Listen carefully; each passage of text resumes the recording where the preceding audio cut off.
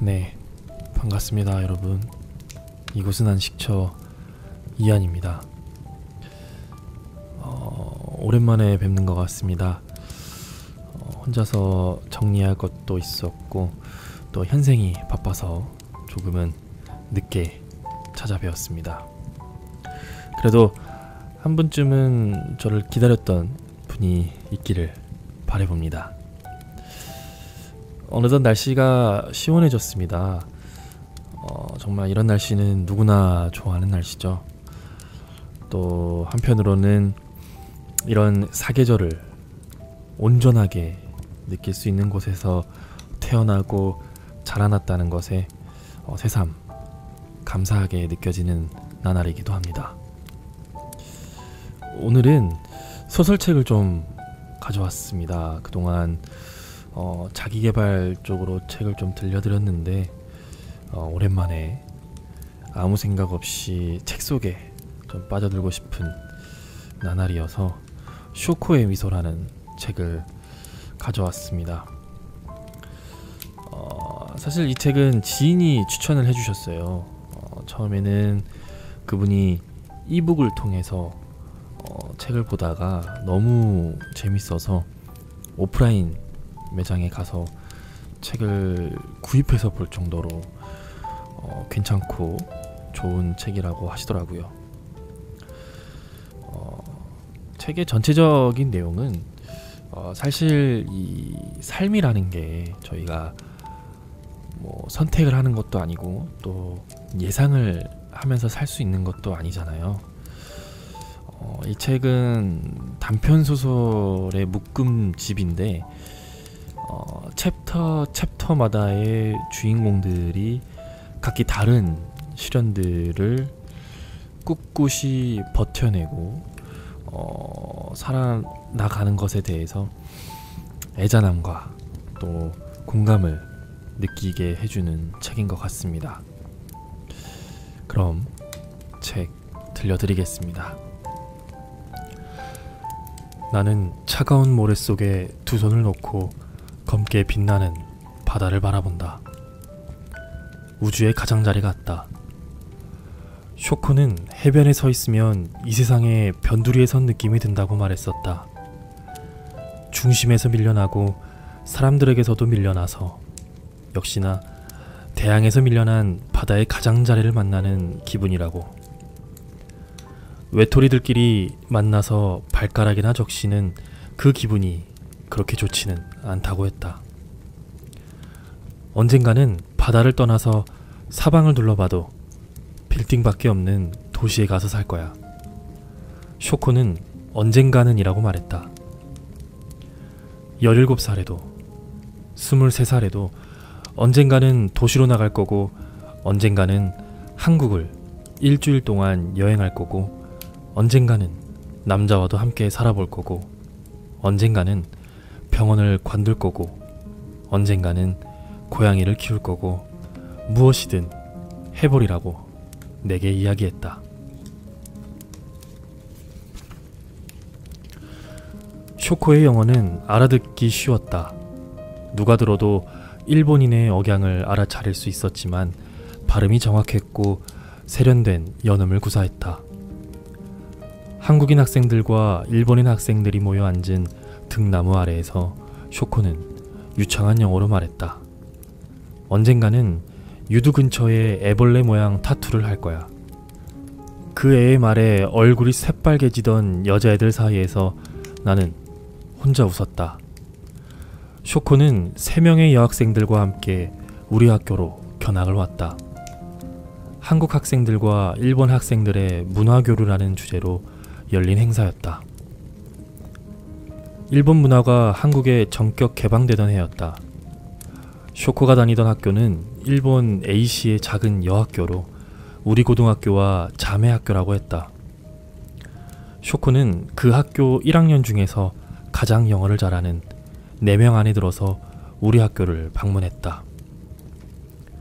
이 작은 행사에 들뜬 교장은 그 4명의 학생들을 1학년부터 3학년까지 전 교실로 데리고 다녔다. 그 애들은 지치지도 않는지 마지막 목적지인 우리 교실에까지 와서도 명랑하게 인사했다. 쇼코는 부끄러워하는 듯 보였지만 사실은 부끄럽지 않은데 그냥 습관적으로 부끄러운 듯이 말하는 것처럼 보였다. 쇼코가 한국에 오기 전에 엄마와 나와 할아버지는 시간이 날 때마다 집을 청소했다. 쇼코와 나는 같은 학년이었고 나는 1학년 중에서 더듬거리면서라도 영어로 말할 수 있었던 몇 안 되는 학생 중에 하나였다.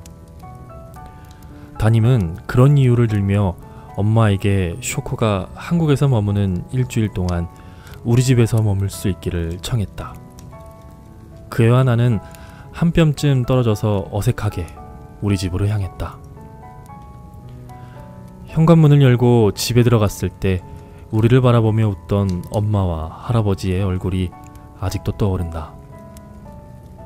쇼코가 누군지도 모르면서 그저 멀리서 온 손님이라는 이유로 활짝 웃으며 반겨주던 그 모습이 애정 표현에 서툴고 서로에게 웃어주는 일조차 어색해하던 가족이었기에 쇼코를 반갑게 맞이하던 할아버지와 엄마의 얼굴은 낯설고 우스꽝스럽게만 보였다. 내가 쇼코니 반갑다. 집이 좁아서 불편하지는 않을지 모르겠네. 엄마는 쇼코가 알아들을 줄 안다는 듯이 한국어로 이런저런 이야기를 했고 할아버지는 그 말을 일본어로 전하면서 연신 미소 지었다. 할아버지는 소파에 앉아 텔레비전을 보면서 잿더리 가져와라, 물 떠와라, 발을 데울 더운 물을 가져와라 명령만 할 줄 알았다. 내가 학교에서 돌아오면 늘 앉아있는 그 자리에서 나를 힐끗 보고는 다시 텔레비전을 보는 시기였다. 그러던 할아버지가 텔레비전을 끄고 쇼코에게 이런저런 것들을 물어보고 있었다. 일본어로 말하는 할아버지의 목소리에는 자신감이 붙어 있었다. 괴팍한 일본인 교사들에게 배운 말이었지만 일본어는 할아버지가 유일하게 할 줄 아는 외국어였다. 우리 가족은 밥을 먹을 때도 별다른 말을 하지 않았다. 그저 텔레비전을 켜놓고 뉴스나 드라마를 보면서 최대한 빨리 먹어보자는 식이었다. 그런데 쇼코가 나타나자 할아버지는 내가 끼어들 틈도 없이 일본어로 말하면서 시시때때로 껄껄댔다. 할아버지가 그렇게 웃으며 이야기를 많이 하는 모습을 본 건 그때가 처음이었다. 쇼코는 무릎을 꿇고 앉아서 아주 상냥하게 할아버지의 말을 듣고 미소를 지었다. 처음 교실에서 쇼코가 수줍어하는 표정을 봤을 때처럼 나는 쇼코의 웃음에서 알 수 없는 이질감을 느꼈다. 쇼코는 정말 우스워서 웃는 게 아니라 공감을 해서 고개를 끄덕이는 게 아니라 그냥 상대를 편하게 하기 위해서 그런 포즈를 취하는 것 같았다. 할아버지는 때때로 쇼코 앞에서 나를 가리키며 웃었다. 내가 쇼코에게 할아버지가 무슨 말을 하는 거냐고 물어보면 쇼코는 할아버지가 나와 관련된 웃긴 일화들을 이야기하는 중이라고 말했다. 가령 내가 가방을 까먹고 학교에 갔다가 집에 돌아왔던 일이라든지 귀신 이야기를 듣다가 오줌을 쌌던 일 같은 바보 같은 이야기였다. 할아버지는 내가 그런 실수를 할 때마다 불같이 화를 냈었기에 그런 일들을 재밌는 추억이랍시고 이야기하는 것을 이해할 수 없었다. 쇼코는 나보다 할아버지와 더 말이 잘 통하는 것 같았다. 나와는 영어로 대화해야 해서 많은 부분이 통하지 않았지만 할아버지와는 일본어로 할 수 있어서 모든 말이 다 통했다. 할아버지는 쇼코에게 자신을 미스터 김이라고 불러달라고 부탁했다. 쇼코와는 친구가 되고 싶다고, 다 늙은 교장 선생님 같은 사람이 되고 싶지는 않다고 말하면서 여름방학을 앞둔 7월의 밤이었다. 쇼코와 나는 동네의 천변을 걸으며 이야기했다. 쇼코는 우리 집 식구들이 다정하고 재밌는 사람들이라고 말했다. 나는 대답하지 않았다. 영어로 표현할 수 있는 말은 적었고 쇼코에게 느끼는 호감은 표현하고 싶었다. 나는 쇼코의 팔짱을 꼈다. 쇼코는 걸음을 멈춰 굳은 표정으로 나를 바라보더니 딱딱한 영어로 말했다. 나는 이성애자야. 너에게 성적인 관심은 없어. 또 다른 동성들에게도 마찬가지야. 난 남자가 좋아. 나는 조금 놀라서 너에게 성적으로 관심이 없다고 팔짱을 끼는 건 친구들 사이에서는 허물없이 할 수 있는 스킨십이니 오해하지 말라고 말했다. 쇼코는 미심쩍어했지만 다음날 학교에서 팔짱을 낀 수많은 여자애들을 보고 내 말을 이해하게 됐다. 쇼코는 고모와 할아버지와 함께 산다고 했다. 그래서 우리 집에 왔을 때 우리 가족이 낯설지 않고 되려 편안한 기분이 들었다고 했다. 쇼코의 고모는 실질적인 가장이었지만 외박이 잦은 일을 해서 자주 집을 비운다고 했다. 그리고 할아버지는 자기를 공주처럼 대접해준다고 자신이 세상에서 제일 예쁘고 똑똑한 여자인 줄 굳게 믿고 있다고 말했다. 할아버지에게 나는 종교이고 하나뿐인 세계야. 그런 생각을 할 때마다 죽어버리고 싶어. 쇼코는 비가 내리던 날에 우산을 들고 마중 나오는 할아버지와 마주치지 않기 위해 담을 넘어 집으로 가기도 했다고 말했다. 할아버지가 얼마 없는 돈을 쪼개서 사준 옷을 포장재 쓰레기통에 버린 적도 있다고 했다. 쇼코는 할아버지가 자기를 마치 여자친구처럼 생각하는 게 소름 끼친다고 고등학교만 졸업하면 도쿄로 떠나서 다시는 고향으로 돌아가지 않을 거라고 말했다. 그럼 우리 할아버지를 너에게 줄게. 할아버지는 내가 세상에서 제일 멍청한 애인 줄 알고 볼 때마다 살 좀 빼라고 닥달인데 옷은커녕 껌 한 통도 사준 적이 없어. 쇼코는 나를 보고 조용히 웃었다. 친절하지만 차가운 미소였다. 다 커버린 어른이 유치한 어린아이를 대하는 듯한 웃음이었다. 쇼코가 머물렀던 그 일주일 동안 집에는 이상한 활력이 돌았다. 쇼코가 좋아한다는 수박을 사러 슈퍼에 간 할아버지, 영어든 일본어든 언어를 공부해야겠다고 목표를 정한 엄마, 쇼코가 만든 주먹밥을 먹으며 주고받던 3개 국어의 시간들. 사진 찍을게요.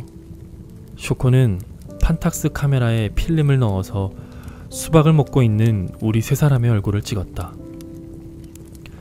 뿐만 아니라 저녁을 준비하는 엄마, 거실을 청소하는 할아버지를 파파라치처럼 찍어댔다.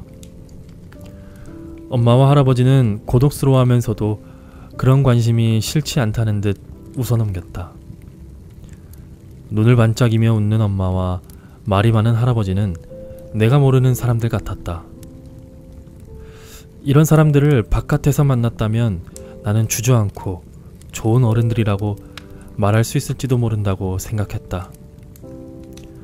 엄마와 할아버지는 늘 무기력했고 사람을 사귀는 일에 서툴렀다. 나는 엄마와 할아버지를 작동하지 않아 해마다 먼지가 쌓이고 색이 바래가는 괴종시계 같은 사람들이라고 생각했었다. 변화할 의지도, 아무런 목표도 없이 그저 그 자리에서 멈춰버린 사람들이라고. 가족은 언제나 가장 낯선 사람들 같았다. 어쩌면 쇼코는 나의 할아버지에 대해서 나보다 더 많이 알았을지도 모른다.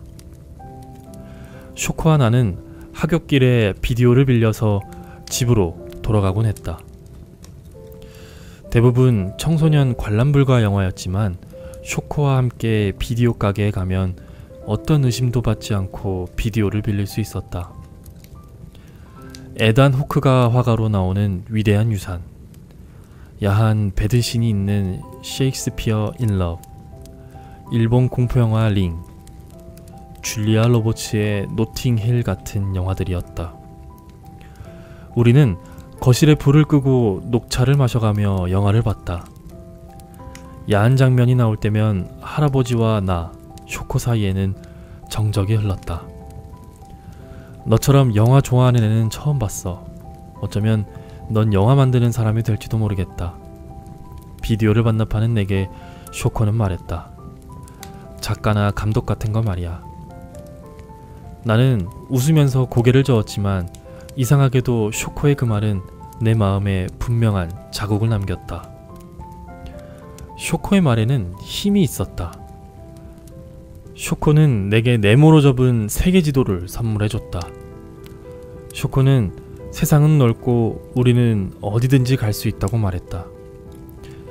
우리 읍에서 가까운 도시로만 갈 것이 아니라 기왕이면 서울로, 베이징으로, 파리로, 뉴욕으로 가라고 말했다. 나는 그 말이 웃겨서 그냥 웃기만 했다. 우리 가족 중에는 서울에서 살아본 사람도 없었고 나도 그냥 내가 태어난 근방에서 살아갈 거라고 생각했었으니까. 나는 쇼코가 준 세계지도를 내 방벽에 붙여놓고 쇼코가 살고 있는 A시와 우리 군에 빨간색 점을 찍었다. 두 점은 한 뼘도 되지 않을 정도로 가까웠다. 그리고 쇼코가 가고 싶다는 세 개의 도시들에도 점을 찍었다.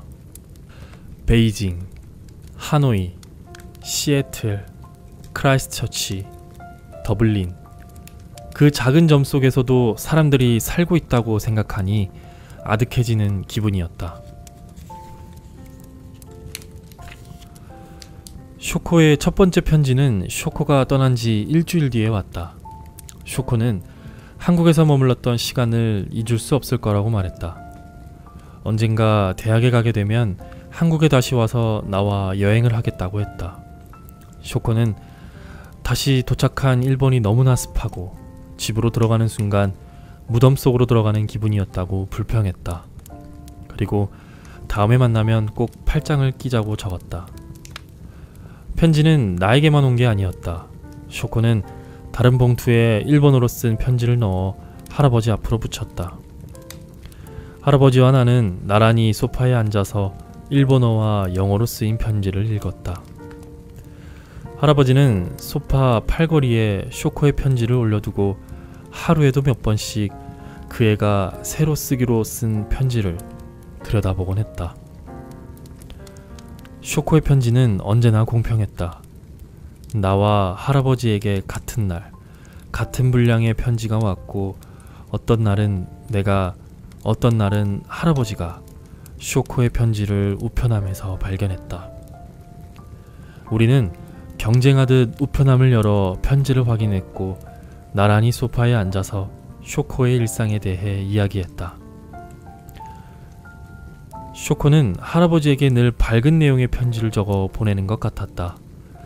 달리기 경주에서 1등을 했다. 고모와 맛있는 카레집을 찾아갔다. 휴일에 친구들과 보트놀이를 했다. 북해도를 여행했다.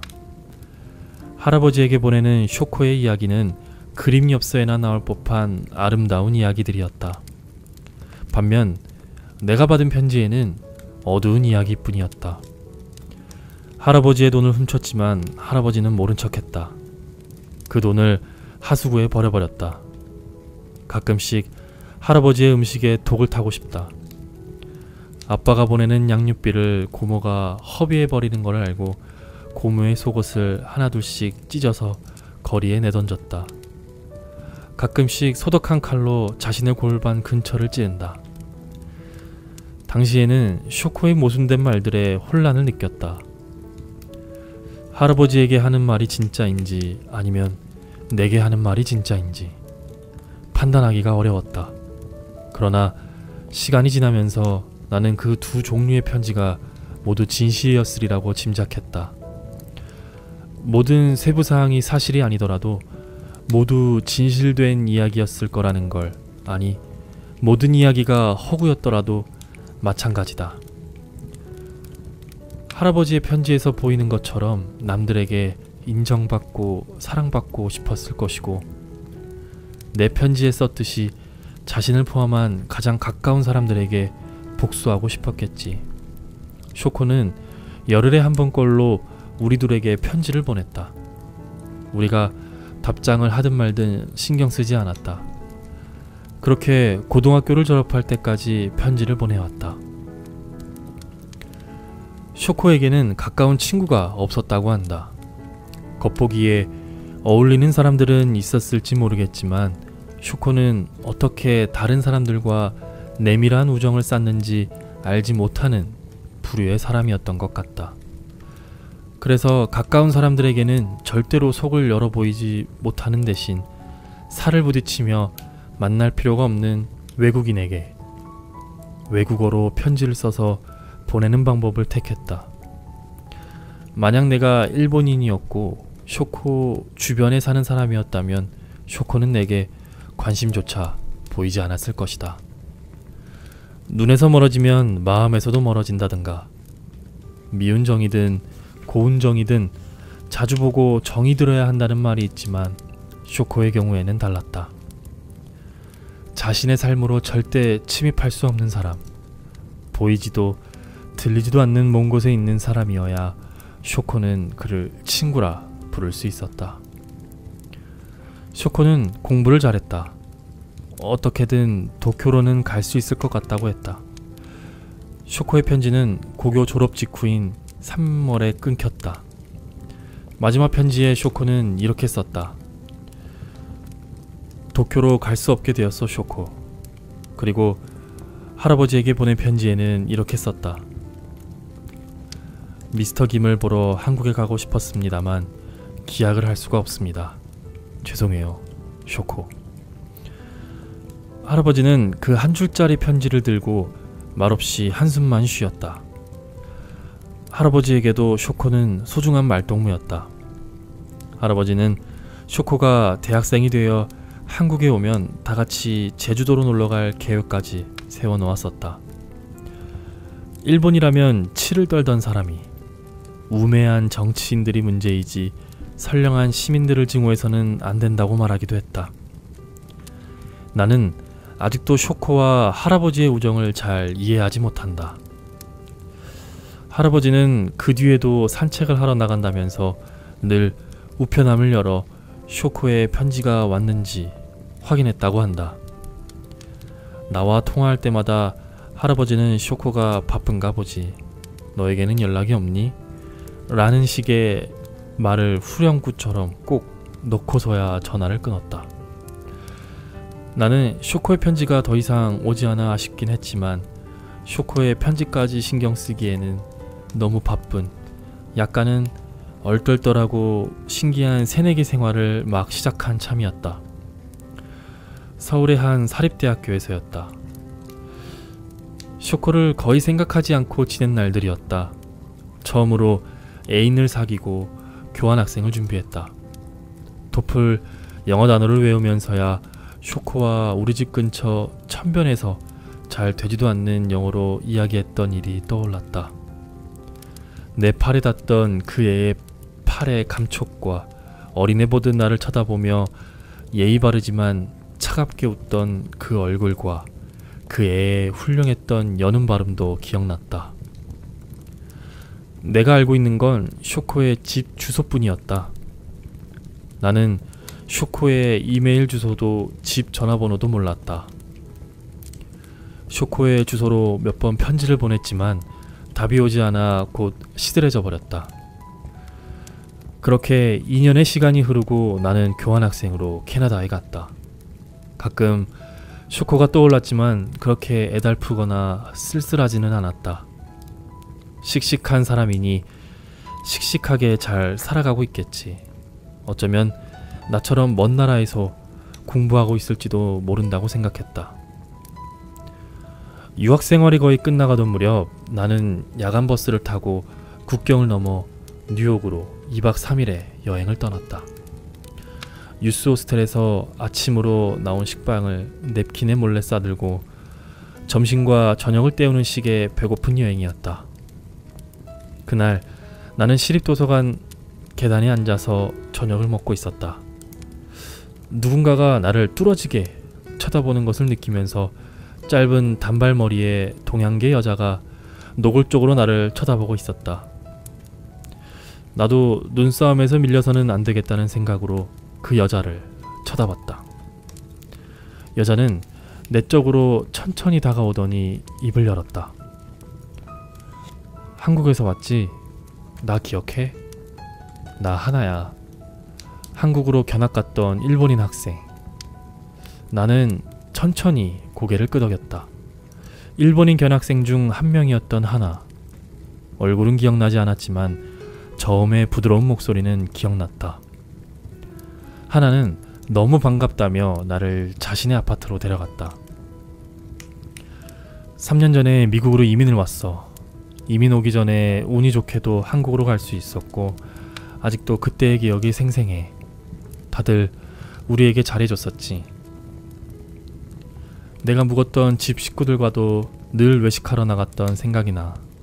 내가 돼지 껍데기나 곱창 같은 걸 먹으면 다 같이 박수를 치면서 좋아했었어. 그랬구나. 너도 호스트였잖아, 쇼코에. 나는 대답 대신 고개를 끄덕이며 턱자 끝을 바라봤다. 걔랑 아직 연락하니? 너랑 편지를 주고받는다고 얘기했던 것 같은데. 나는 쇼코에게서 온 마지막 편지에 대해서 이야기했다. 도쿄로 가지 못하게 됐다는 내용의 한 줄짜리 편지를 보내놓고는 완전히 연락을 끊어버렸다고. 어쩌면 내가 쇼코에게 무슨 실수를 했는지도 모르겠다고 말이다. 왜 쇼코와 이메일 주소나 전화번호를 교환할 생각도 하지 못했었는지 나 자신이 한심하다고도 말했다. 하나는 엷게 웃으며 쇼코는 잘 있으니 걱정하지 말라고 했다. 쇼코는 우리 도읍의 대학에 들어갔어. 와세다 대학 법학부에 붙었지만 가지 않았어. 문제는 쇼코의 할아버지였다. 신부정증이 발병한 할아버지는 적어도 3일에 한 번은 병원에 가서 투석을 받아야 했다. 쉰이 다 된 고모는 자기 부모에 대한 책임감이 희미한 사람인데다 쇼핑 중독이었다. 그런 할아버지를 두고 쇼코는 도쿄로 가지 못했다. 경제적인 이유도 있었을 거라고 하나는 말했다. 도읍의 대학을 4년 장학생으로 들어갔고 버스로 통학할 수 있는 거리라 부담 없이 다닐 수 있었다는 것이다. 물리치료학과에 들어가서 졸업만 하면 어디든지 취직할 수 있다고 쇼코는 안전한 길을 택했다고 하나는 덧붙였다. 쇼코가 어떤 일을 하게 될지 특별히 상상해 본 적은 없었다. 단지 한 군데에 머무를 사람이 아니라는 막연한 느낌은 있었다. 쇼코는 마음만 먹으면 어디로든 가서 살 수 있다고 대수롭지 않게 얘기했으니까. 그래서 쇼코가 아직도 자신이 태어난 고향에서 한 발자국도 움직이지 못했다는 이야기가 마음에 남았다. 3일에 한 번씩 할아버지를 데리고 병원에 가는 쇼코의 모습. 와세다 대학에 입학 허가증을 버리는 쇼코의 모습. 아마 이틀 이상은 여행도 못했을 쇼코. 쇼코에게 느꼈던 서운함과 이상한 죄책감이 하나의 아파트에서 모두 사라져버렸다. 하나는 미국에서의 생활과 대학에 관한 이야기를 쉴 새 없이 했다. 나는 그 말들에 집중하려고 했지만 자꾸 쇼코의 일이 생각나서 하나의 말을 제대로 듣지 못했다. 아무리 그렇다고 해도 왜 그렇게 갑자기 연락을 끊어버렸는지, 그토록 빠져나오고 싶다던 집에서 할아버지의 병수발을 들고 있는지 당시의 나로서는 이해할 수가 없었다. 나는 하나에게서 내 이메일 주소를 알려주고 혹시나 쇼코의 메일 주소를 아는 사람이 있으면 내 메일로 보내달라고 부탁했다. 하나에게서는 답이 오지 않았다. 마치 쇼코가 자기의 연락처를 알려주지 말라고 부탁한 것처럼 느껴졌다. 대학교 4학년 여름, 나는 쇼코의 집을 직접 찾아갔다. 도쿄에서 야간 버스를 타고 주소를 물어 쇼코가 살고 있다는 마을로 갔다. 그 마을에 있는 작은 여관에 짐을 풀고 적어도 일주일은 머물고자 했다. 쇼코가 집에 없다고 하더라도 이틀을 넘기지는 않으리라는 계산이었다. 쇼코의 얼굴이나 한번 보자, 그런 마음이었다. 일본에 도착하고서야 쇼코가 그리도 싫다고 말했던 일본의 습기라는 게 어떤 것인지 몸으로 이해했다. 공기 중에 섞인 수분은 그 자체로 땀 같았다. 땀구멍으로 땀이 나오는 게 아니라 공기 중에 녹아있는 땀이 내 피부에 닿아서 흐르는 것 같았다. 쇼코의 집은 길을 건너면 바로 바닷가가 나오는 골목에 있었다. 작은 단독주택들이 붙어있는 조용한 지역이었다. 중년 남자 둘이 부두에 앉아서 낚시를 하고 있었다. 아이들뿐만 아니라 젊은 사람들조차 찾아보기 어려웠다. 가끔씩 지나가는 자동차나 스쿠터 소리가 들려오는 소리가 전부였다. 나는 쇼코의 주소지로 걸음을 옮겼다. 코발트색의 대문, 명패는 없었다. 막상 대문 앞에 서자 전에 없던 용기가 생겼다. 적어도 쇼코가 나를 모른 척하지는 않으리라는 확신이 들었다. 쇼코를 못 보고 돌아간다 해도 상관없다고 생각했다. 당시에 나는 거기까지 간 노력이 허사가 될 수 있는 모든 가능성들을 나열하고 그 가능성들에 대해서 마음을 열어놓으려고 노력했던 것 같다. 문은 생각보다 빨리 열렸다. 키가 큰 백발의 노인이 나를 보며 웃고 있었다. 어두운 피부에 붉은기가 돌았다. 대학 새내기 시절에 배웠던 교양 일본어를 떠올려 보려고 했지만 입에서는 그저 쇼코, 쇼코의 친구, 한국, 편지 같은 단어들만 더듬더듬 튀어나왔다. 노인은 그런 나를 보고 웃으면서 알아듣지 못할 일본 말들을 하더니 안으로 들어오라고 손짓했다. 그곳에는 분꽃을 심어놓은 작은 마당과 반질반질한 나무 마루가 있었다. 노인은 그 마루에 앉으라고 손짓했다. 나는 신발을 벗고 마루로 올라가 앉았다. 노인은 나와 거리를 두고 앉아서 부끄러운 듯이 말을 이어나갔다. 무슨 말인지 알아들을 수는 없었지만 그의 말에는 대부분 쇼코라는 고유명사가 들어갔다. 자기 할아버지는 자기가 세상에서 제일 예쁘고 똑똑한 줄 안다고. 그래서 숨이 막히다던 쇼코의 말이 떠올랐다. 노인은 나에게 얼음물을 한 컵 가져다 줬다. 쇼코, 쇼코. 조심스러운 목소리였다. 그러더니 소유가 왔다고, 한국에서 소유가 왔다고 말하는 것 같았다. 방 안에서는 작은 소리조차 들리지 않았다. 노인은 문고리를 돌려보더니 안에서 문이 잠겼다고 몸짓으로 말했다. 덥고 습한 날씨였지만 서늘했다. 쇼코는 더 이상 나를 보고 싶어 하지 않는다. 나는 그냥 쇼코의 가상 친구나 일기장 정도였는데 쇼코는 그냥 그 일기장에 일기쓰기를 그만둔 것 뿐인데 일기장 주제에 쇼코의 삶에 개입하려고 했다니. 노인은 괜찮다는 말을 반복하면서 모자를 쓰고 자기가 잠깐 밖으로 나가겠다는 식으로 손짓을 했다. 노인이 대문을 밀고 나가는 동시에 쇼코의 방문이 열렸다. 긴 머리를 높이 묶고 노란색 슬리브리스 나염 원피스를 입은 쇼코. 쇼코는 마루에 앉아 얼음물을 마시는 나를 물끄러미 내려다봤다. 그러고는 타박타박 걸어서 조금 거리를 둔 채 내 옆으로 와서 앉았다. 쇼코에게서 섬유유연제 냄새가 났다. 우리는 아무 말도 없이 그냥 정면을 응시하고 앉아 있었다. 쇼코는 앞을 바라보며 천천히 말했다. 내가 널 보러 한국으로 갈 줄 알았는데. 나는 쇼코의 옆 얼굴을 보며 말했다. 내가 먼저 와서 실망했지. 쇼코는 잠시 침묵하더니 입을 아주 작게 열고 한숨을 쉬듯 말했다. 내가 그리웠어. 나는 쇼코가 조금 미워져서 나도 내가 보고 싶었다고는 말하지 않았다. 그런데도 내가 그리웠었다는 그 말에 눈물이 났다. 어떤 연애는 우정 같고 어떤 우정은 연애 같다. 쇼코를 생각하면 그 애가 나를 더 이상 좋아하지 않을까봐 두려웠었다. 사실 쇼코는 아무 사람도 아니었다. 당장 쇼코를 잃어버린다고 해도 내 일상이 달라질 수는 없었다. 쇼코는 내 고용인도 아니었고 나와 일상을 공유하는 대학 동기도 아니었고 가까운 동네 친구도 아니었다. 일상이라는 기계를 돌리는 단순한 톱니바퀴 틀 속에 쇼코는 끼지 못했다. 진심으로. 쇼코는 아무것도 아니었다. 그러면서도 나는 쇼코에게 내가 어떤 의미이기를 바랬다. 쇼코가 내게 편지를 하지 않을 무렵부터 느꼈던 이상한 공허감, 쇼코에게 잊히지 않기를 바라는 정신적인 허영심. 쇼코의 피부는 실핏줄이 다 비쳐 보일 정도로 얇고 하였다.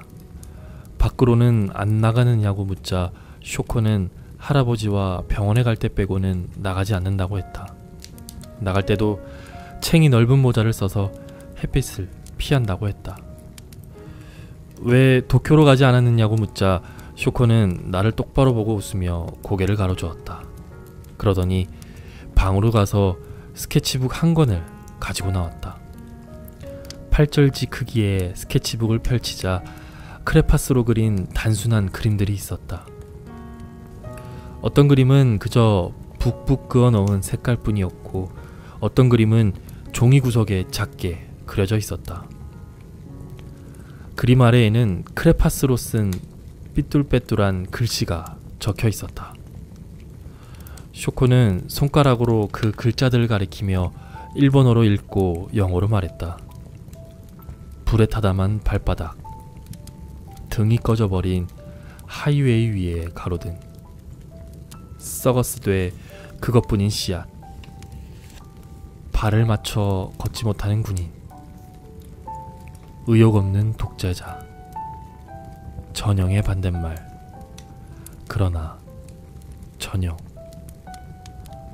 이럴 줄 알았다는 말에 이상한 메아리, 얼어 죽기 직전까지 바닥을 찍는 비둘기. 쇼코는 그림들과 그 제목들을 다 소개한 후에 손가락으로 자신을 가리키며 말했다.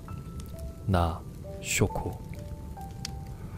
쇼코는 퓨즈가 나가 있는 것 같았다. 나는 무거운 마음을 누르며 그림을 참 잘 그린다고 마음에도 없는 소리를 했다. 쇼코는 그림을 그릴까봐, 아니 글을 써볼까봐 라고 말하면서 그 예의 바른 웃음을 지어 보였다.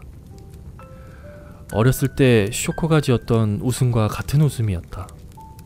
하지만 어린 시절에는 차갑고 어른스럽게 보이던 그 웃음에서 나는 쇼코의 나약하고 방어적인 태도를 읽었다. 쇼코를 나보다 강한 사람이라고 생각했었다. 하지만 쇼코는 약했다. 분명히 쇼코도 그때 느끼고 있었겠지. 내가 쇼코보다 정신적으로 더 강하고 힘센 사람이 되었다는 것을. 마음 한쪽이 부서져 버린 한 인간을 보며 나는 무슨 일인지 이상한 우월감에 휩싸였다. 나는 쇼코에게 나의 대학 생활에 대해 이야기했다.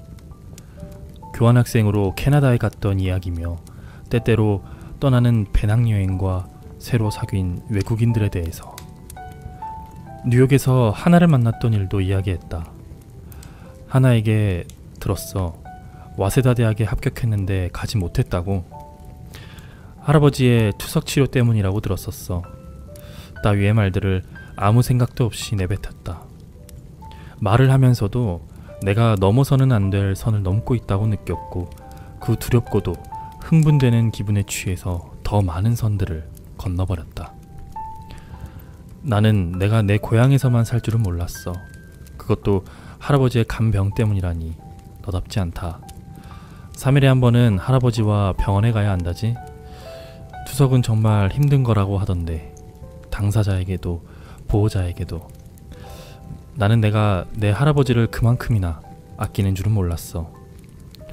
그때 쇼코가 내 말에 화를 내거나 적어도 자기 변호라도 했다면 나는 내가 했던 말들로 인해 이만큼이나 상처받지는 않았을 것이다.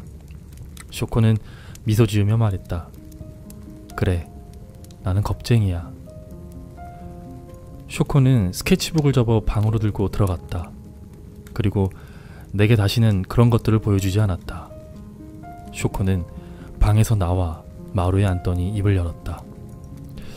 하지만 증오할수록 벗어날 수 없게 돼. 나는 마루의 끝에 어색하게 앉아 있었다. 그리고 왜 내가 쇼코를 만나기 위해 굳이 여기까지 왔는지 기억을 더듬었다. 쇼코는 아는 사람도 그렇다고 모르는 사람도 아니었고 친구라고 하기에는 낯선 사람이었다. 쇼코는 처음부터 이것도 저것도 아니었지만 오랜만에 만나서 의미 없는 이야기를 늘어놓을 만큼 얕은 사람도 아니었다. 하지만 내가 여기에 있어서 기뻐. 쇼코는 두 손으로 마루를 짚고 내 옆으로 다가왔다. 나는 쇼코를 쳐다보지 않았고 마당에 핀 분꽃에만 시선을 줬다. 쇼코의 원피스가 마루에 쓸리는 소리를 들으며 나는 노인들 특유의 이상한 외로움을 쇼코에게서 느꼈다. 나는 쇼코의 얼굴을 보지 않고도 그것을 알 수 있었다. 쇼코는 노인이었다. 쇼코는 내 팔에 팔짱을 꼈다. 차갑고 부드러운 쇼코의 팔이 뜨겁고 축축한 내 팔에 닿았다. 소름이 끼쳤다. 쇼코는 내 어깨에 머리를 기댔다. 가늘고 부드러운 머리카락이 느껴졌다. 쇼코는 내 손에 깍지를 끼고 허공을 향해 물장구 치듯 다리를 움직였다. 여기서 나랑 지내자. 한국에 가지 말고 여기서 나랑 같이 살자. 쇼코는 마치 그게 가능한 일이라는 듯이 발랄하게 말했다. 나는 다시는 쇼코를 보지 않으리라 생각했다. 그저 17살의 쇼코를 기억하고 연락이 끊어져 버린 걸 안타깝게 여기며 그렇게 서서히 잊어버렸으면 좋았으리라고. 뉴욕 시립도서관 앞에서 하나와 마주치지 않았더라면, 그래서 쇼코에 대한 안타까움과 궁금증을 품지 않았더라면 나는 그렇게 쇼코를 기억 속에서 지워버릴 수도 있었을 것이다. 어디로 떠나지도 못하면서 그렇다고 그렇게 박혀버린 삶을 사랑하지도 않는 사람의 맨 얼굴을 들여다보는 일은 유쾌하지 않았다. 그때 대문이 열리고 노인이 마당으로 들어섰다. 노인의 얼굴은 조금 전에 봤을 때보다 더 붉게 달아올라 있었다. 노인은 팔짱을 낀 채 들러붙어 있는 우리를 보고 당황하여 가만히 선 채로 고개를 돌렸다. 모른 척하고 집 안으로 들어갈 수 있었는데도 그렇게 서 있었다. 시간을 줄 테니 팔짱을 풀라는 뜻 같았다. 나는 쇼코의 팔짱을 풀려고 했었지만 쇼코는 안간힘을 내서 내 팔을 붙잡았다. 나는 일어서서 팔에 붙은 쥐라도 떼어내듯 쇼코를 떼어냈다. 좁은 마당에서 노인과 나는 마주보고 섰다. 고개를 돌린 노인의 굳은 얼굴에 미소가 돌았다. 하지만 그 미소도 얼굴에 이는 작은 경련을 가리지는 못했다. 노인도 나도 움직이지 않고 그렇게 잠시 서 있었다. 저 남자는 나에게 집착하고 있어. 쇼코는 노인에게 손가락질을 하며 영어로 조그맣게 말했다. 빌어먹을 새끼. 나는 쇼코의 말에 놀라서 노인의 얼굴을 쳐다봤다. 노인은 눈에 도는 눈물을 감추려는 듯 고개를 돌려 분꽃을 보는 척했다. 나는 다시 쇼코를 바라봤다. 쇼코는 그런 유약한 노인의 모습을 보며 재미있다는 듯이 웃기까지 했다. 나는 집에 있는 우리 할아버지를 떠올렸다. 마치 우리 할아버지가 모욕을 받은 것처럼 느껴졌다. 뭐라고? 빌어먹을 새끼라고. 어디 가서 죽어버렸으면 좋겠다고. 나는 할 말을 잃었다. 몸은 뜨거워졌지만 그럴수록 머리는 맑아졌다. 더 이상 널 볼 일은 없을 거야. 애처럼 굴지 마. 쇼코는 웃으며 말했다. 난 내가 누군지도 몰라. 넌 누구니? 쇼코는 죽은 물고기처럼 마루 기둥에 머리를 기대고 입을 약간 벌린 채로 무표정하게 나를 바라봤다. 나는 그 모습이 보기 싫어서 고개를 돌렸다. 노인은 구부정한 자세로 마치 아무 일도 없었던 것처럼 분꽃을 바라봤다. 노인이 들고 있는 투명한 분홍색 비닐 안에는 사과 몇 알과 빨대가 달린 주스팩들이 들어있었다. 나는 노인의 등 뒤에 대고 고개를 숙여 미안하다고 말한 뒤 그 집을 나왔다. 항공사에 추가 요금을 지불하고 그 다음날 오후 비행기를 타고 한국으로 돌아왔다. 비행기는 낮게 날았다. 맑은 날이었다. 창밖으로 보이는 현해탄은 햇빛을 받아 반짝거렸다. 멀리서 본 사물은 티 없이 아름답기만 했다. 나는 할아버지에게 쇼코를 만나지 못했다고 거짓말을 했다. 며칠 동안 기다렸지만 집에 없었어. 미안해. 할아버지는 애써 웃으며 말했다. 괜한 걸음했구나. 그냥 인생 경험했다고 생각해라. 이제 쇼코니 뭐니 하는 애는 잊어버리자. 그 애도 많이 바빠서 그런 거니까 우리가 이해해야지. 어린 시절의 할아버지는 매사에 화를 내는 사람이었다. 상대가 사정이 있어서 잘못을 했다고 하더라도 그런 사정 같은 건 봐줄 필요가 없다는 식이었다. 말로 풀 수 있는 갈등도 결국 싸움으로 번지게 했다. 이해나 관용이라는 것은 없었고 뒤끝도 있어서 자꾸만 지난 얘기를 끄집어내며 화를 냈다. 우리가 이해하자. 그에게도 사정이 있겠지. 잊어버리자. 같은 말들은 할아버지의 말이 아니었다. 할아버지는 쇼코에 관해 말하는 것 자체를 회피하려는 것 같았다. 쇼코에게 무슨 사정이 있었으리라고 여기며 자신의 마음을 보호하려는 것처럼. 그까짓 편지 교환이 무슨 그리 큰 의미였다고. 그것도 50살이나 차이나는 외국인과의 펜팔이었다. 쉰 이후로는 돈도 변변한 직업도 없이 살아왔지만 자기를 굽히는 법을 모르던 사람이 쇼코의 침묵 앞에서는 체념했다. 쇼코의 편지를 모아놓았던 거실 협탁안은 텅 비어 있었다. 할아버지는 더 이상 우편함을 확인하지도 않았다. 우리는 그날 쇼코에 대해서는 아무 말도 하지 않았다.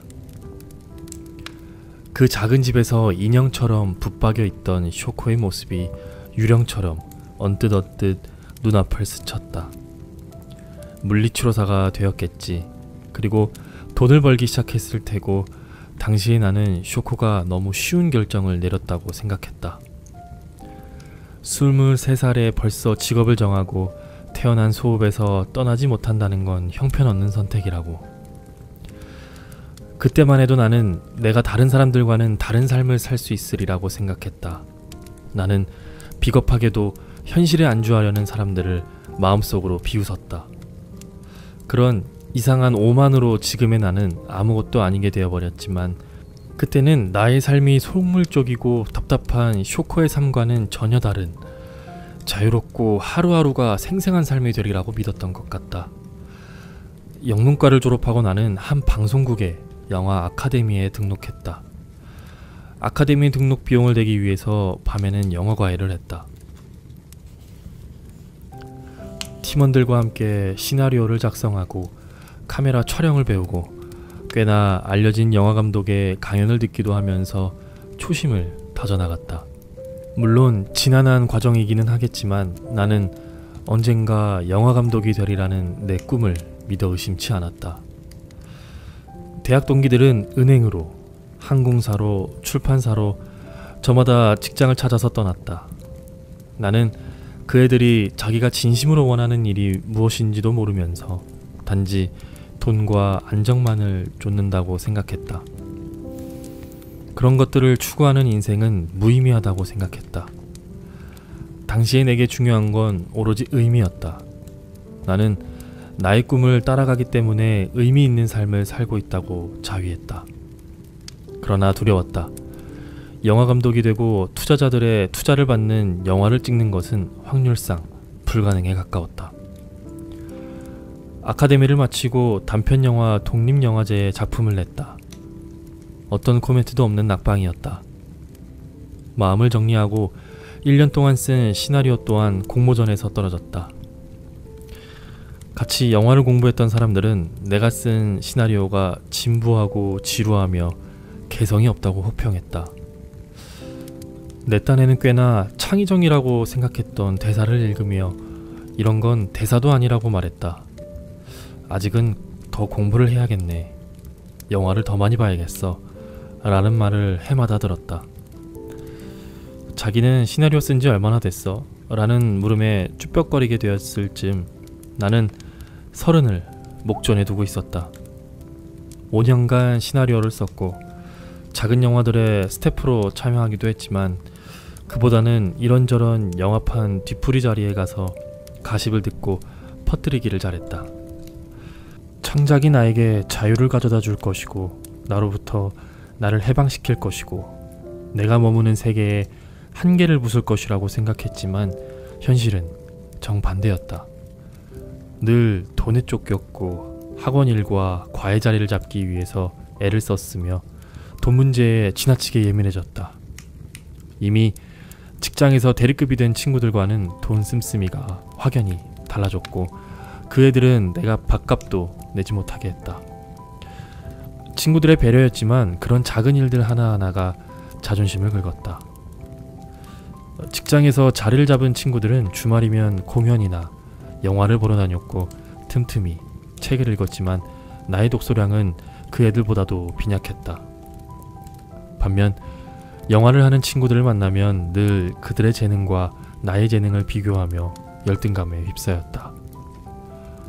영감은 고갈되었고 매일매일 괴물 같은 자의식만 몸집을 키웠다. 일이 잘 풀리지 않아 알코올 중독자가 된 감독 지망생과 중고등학생들과 함께 패스트푸드점에서 일하며 야근 수당조차 제대로 받지 못하는 시나리오 작가 지망생을 보며 내가 그들보다 낫다고 생각하기도 했다. 그래서 꿈은 죄였다. 아니, 그건 꿈도 아니었다. 영화 일이 꿈이었다면, 그래서 내가 꿈을 쫓았다면 나는 적어도 어느 부분에서는 보람을 느끼고 행복했을 것이다. 하지만 나는 단지 감독이 되겠다는 나 자신과의 약속을 지키기 위해서 마음에도 없는 글을 쓰고 영화를 만들었다. 나 자신도 설득할 수 없는 영화에 타인의 마음이 움직이기를 바라는 건 착각이었다. 어떤 영화를 만들고 싶다는 생각은 이미 죽어버린 지 오래였다. 나는 그저 영화판에서 비중 있는 사람이 되고 싶었다. 시나리오를 썼지만 이야기는 내 안에서부터 흐르지 않았고 그래서 자기적이었다. 쓰고 싶은 글이 있어서 쓰는 것이 아니라 써야 하기에 억지로 썼다. 꿈, 그것은 허영심, 공명심, 인정욕구, 복수심 같은 더러운 마음들을 뒤집어 쓴 얼룩덜룩한 허울에 불과했다. 꼬인 혀로 영화 없이는 살 수 없어. 영화는 정말 절실해. 같은 말들을 하는 사람들 속에서 나는 제대로 풀리지 않는 욕망의 비린내를 맡았다. 내 욕망이 그들보다 더 컸으면 컸지 결코 더 작지는 않았지만 나는 마치 이 일이 절실하지 않은 것처럼 연기했다. 순결한 꿈은 오로지 이 일을 즐기며 할 수 있는 재능이 있는 이들의 것이었다. 그리고 영광도 그들의 것이 되어야 마땅했다. 영화는, 예술은 범인의 노력이 아니라 타고난 자들의 노력 속에서만 그 진짜 얼굴을 드러냈다. 나는 두 손으로 얼굴을 가리고 눈물을 흘렸다. 그 사실을 인정하기가 어려웠기 때문이다. 재능이 없는 이들이 꿈이라는 허울을 잡기 시작하는 순간 그 허울은 천천히 삶을 좀먹어간다. 나는 영화판에 발을 들여놓기 전까지 친구라고 부르던 사람들을 거의 다 잃어갔다.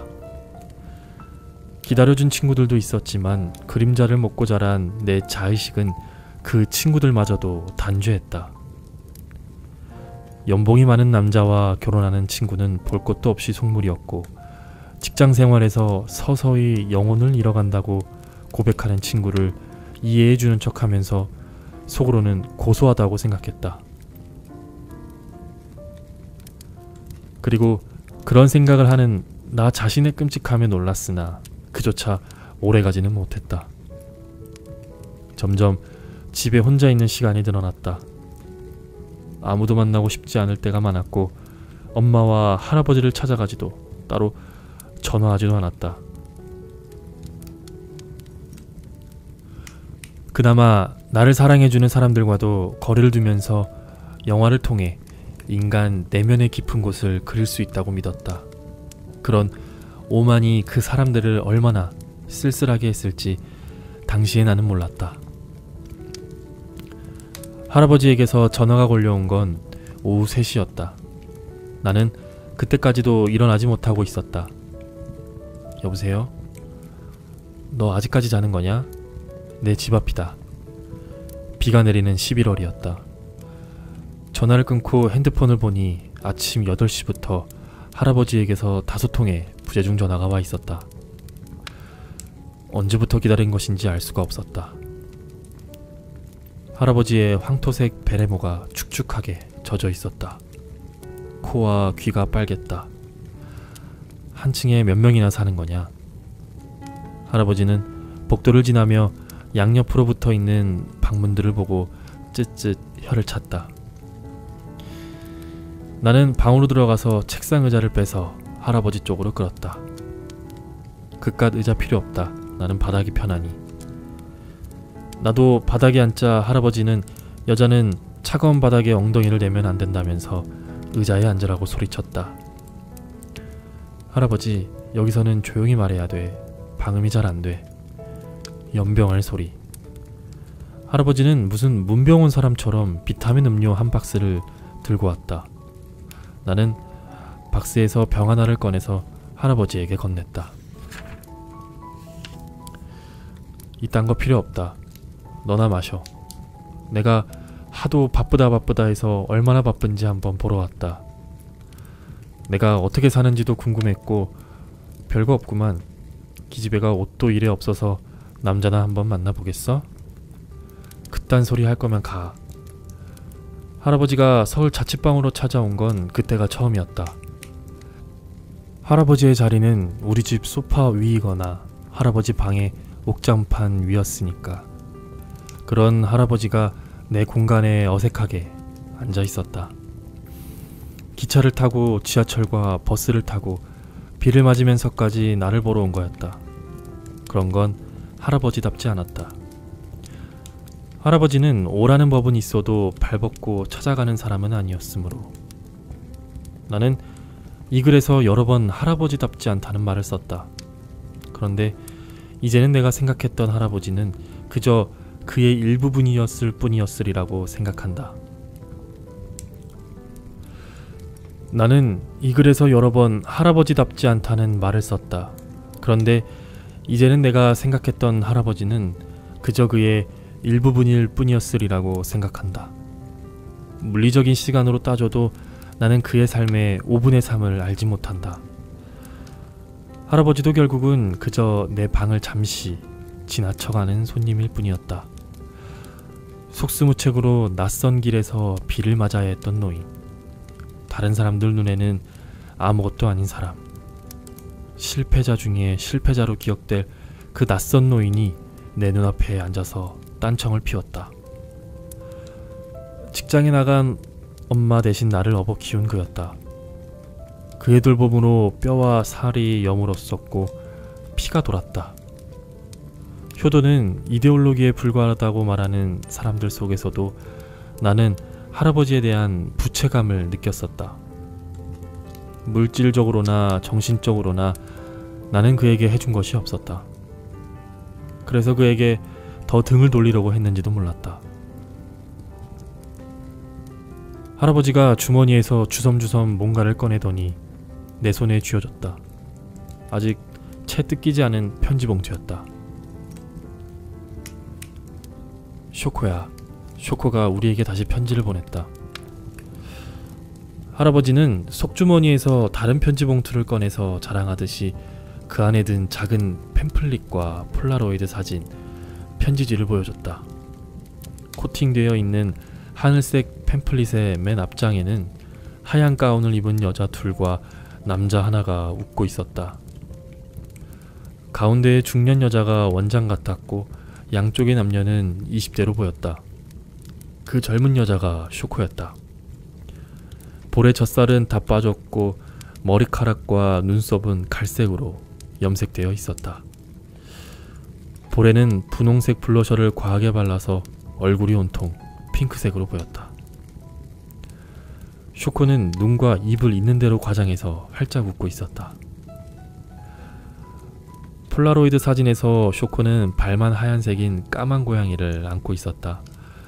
고양이는 눈을 감은 채 쇼코의 팔에 완전히 몸을 맡기고 있었다. 쇼코는 이 사진에서도 이를 보이며 크게 웃고 있었다.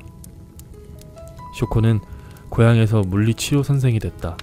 아주 좋은 병원이라지. 내가 그 병원으로 가면 할인을 해주겠다나 뭐라나. 고작 이런 것 때문에 여기까지 왔어? 그냥 전화하지. 그냥 온 거다. 그리고 다시 침묵이 돌았다. 할아버지는 주머니에서 담배를 꺼내서 담뱃불을 붙이고 담배 끝을 쳐다봤다. 요즘 누가 방에서 담배를 피워. 집주인 알면 당장 쫓겨나. 할아버지는 내 말에도 굴하지 않고 두 번째, 세 번째 연달아 담배를 피웠다. 나는 잔소리를 하려다가 관두고 팸플릿 속에 쇼코의 얼굴을 보는 척했다.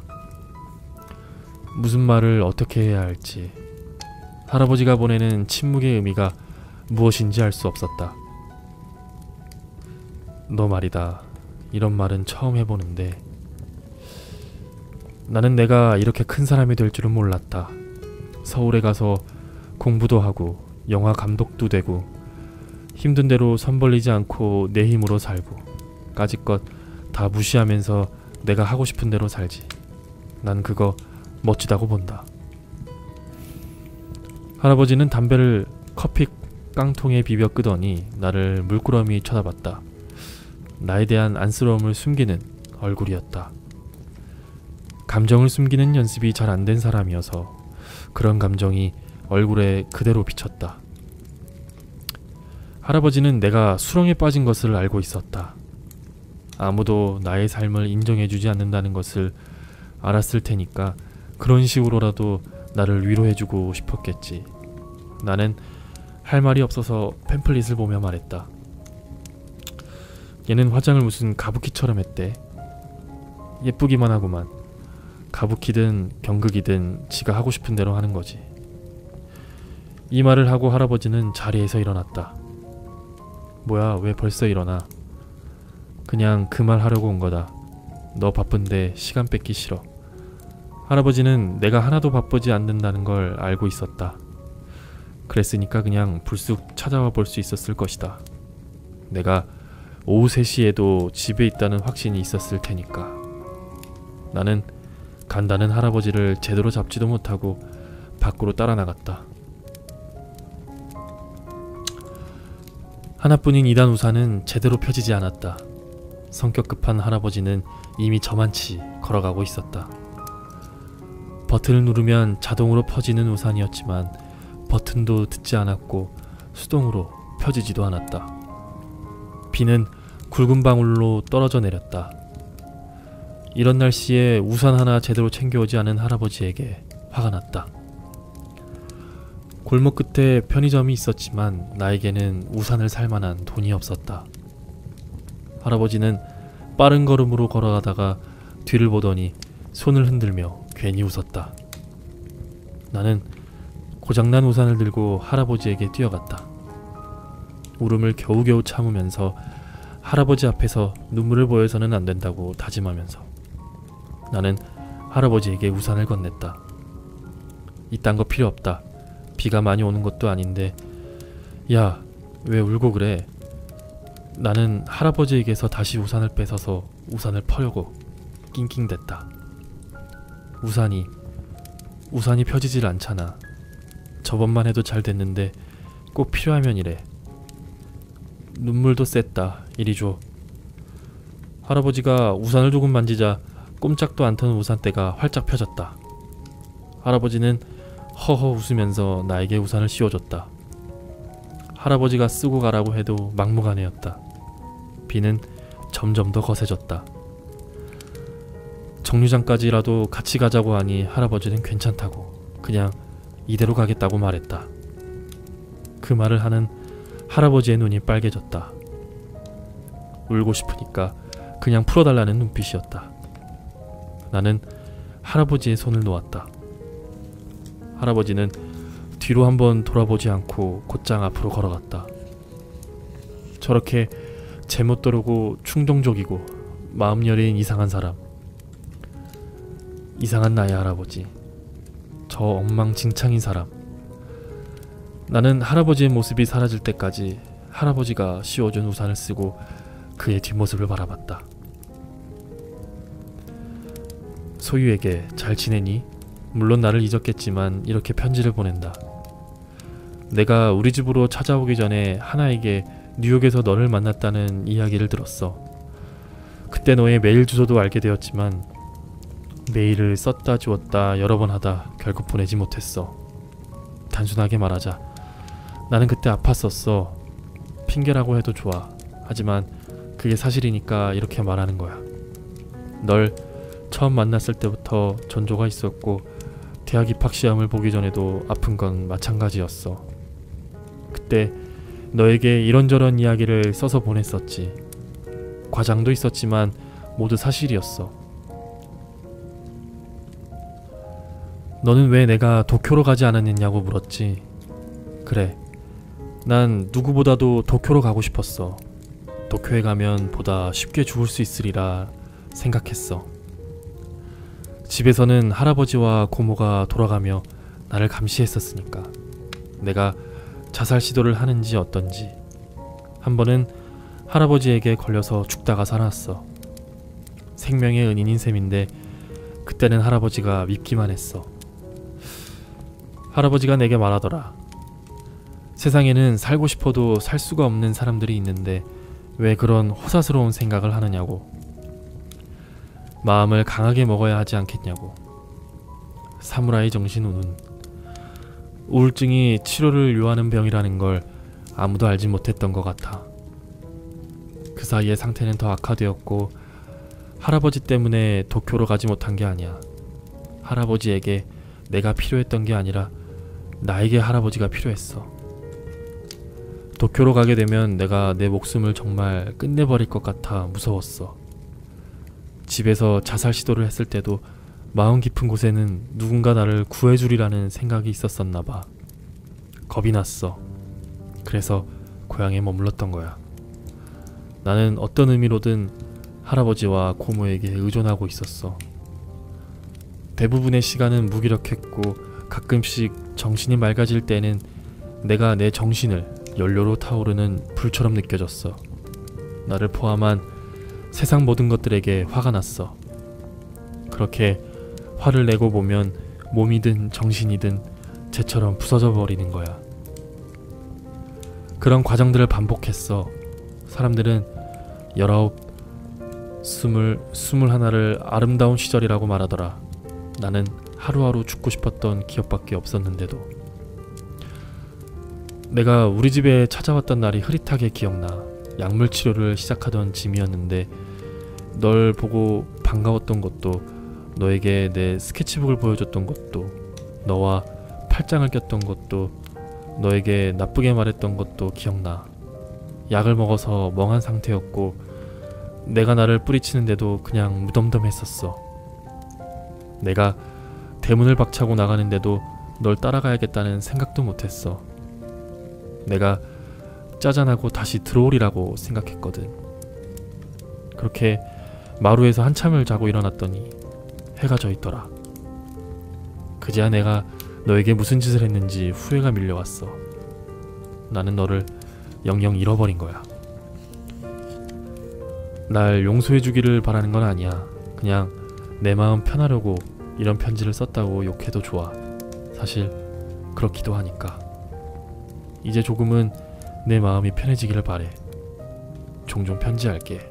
쇼코. 동이 틀 때까지도 잠을 이룰 수가 없었다. 책상 의자에 꼬박 앉아서 창밖의 풍경이 검정에서 짙푸른 색으로 밝은 노란색으로 바뀌는 모습을 물끄러미 바라봤다. 중고등학생들이 가방을 메고 학교를 가는 모습을 지켜볼 때쯤 엄마에게서 전화가 왔다. 엄마의 목소리는 낮게 잠겨 있었다. 어제 할아버지가 널 찾아가셨다고? 응. 넌 생각이 있는 애니 없는 애니? 80 다 먹은 노인네가 비오는 추운 날에 서울까지 갔어. 너희 집에서 재워드릴 생각은 못할 망정 밥도 한 끼 안 챙겨드리고 빈속으로 그냥 보내? 엄마는 여기까지만 하고 숨을 몰아쉬었다. 핸드폰 뒤편에서 내가 오고 싶었다니까. 얼굴만 보러 간 거야. 애한테 왜 야단이야? 라는 할아버지의 목소리가 들렸다. 그게 그렇게 어려운 일이었어? 얼마나 대단한 일을 한다고 노인네를 찬바닥으로 내몰아. 아무리 철이 없어도 그렇지. 나는 아무 말도 하지 못하고 그냥 엄마 이야기를 듣고만 있었다. 불안정한 엄마의 목소리에서 엄마가 단지 나의 잘못된 처신에 대해서만 분노하고 있지 않다는 걸 느꼈다. 엄마는 나에게 화를 내고 있었지만 동시에 할아버지에게 시위하고 있었다. 네, 책의 한 10분의 1 정도 읽어드린 것 같습니다.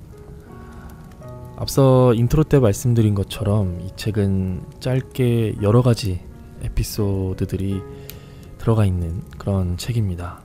쇼코의 미소도 그중 한 챕터인데요. 단편 소설로 읽기에도 부담스럽지 않고 그 안에 여러 가지 공감할 만한 것들이 있어서 재밌게 읽혔던 책인 것 같습니다. 어느덧 10월이 되었네요. 여러분 남은 3달 앞으로 의미 있고 알차게 보내시기를 바라겠습니다. 아침 저녁으로 일교차가 큰데 감기 조심하시고요. 저는 또 다음에 또 의미 있는 유익한 책으로 뵙도록 하겠습니다. 여러분들 오늘 하루 너무 고생 많으셨고요. 편안한 밤 되시길 바라겠습니다.